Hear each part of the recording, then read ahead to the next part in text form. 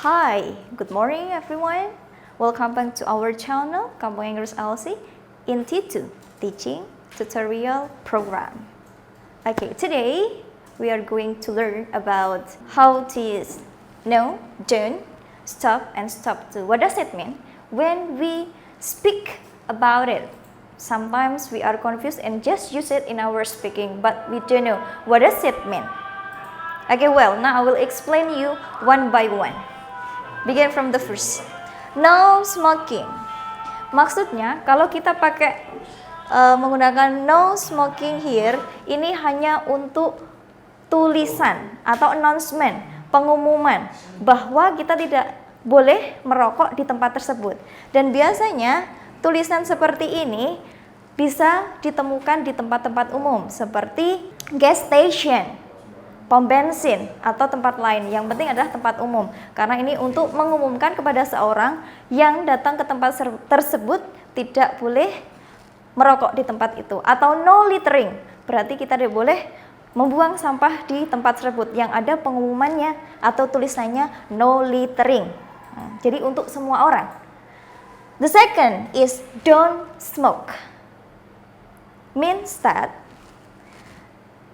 ini hanya ditujukan kepada one person, satu orang saja, atau lawan bicara kita. Siapa yang ada di depan kita, berarti itu adalah yang terkena sentence ini. Nah, contohnya, saya berbicara kepada adik saya. Don't sweep this floor. Nah, jadi saya hanya melarang adik saya untuk menyapu tempat ini yang saya tujukan. Dan itu hanya untuk adik saya, bukan untuk orang lain. Nah, jadi untuk one person only, specific. The third is stop eating. When I say stop eating, berarti kalian harus atau saya harus berhenti makan, meletakkan makanan saya dan meletakkan sendok atau sesuatu yang saya pegang. Sudah selesai, berarti tidak boleh makan lagi. Stop eating. The last is stop to eat. Berarti, if someone said to you, stop to eat, he will ask you to do next activities.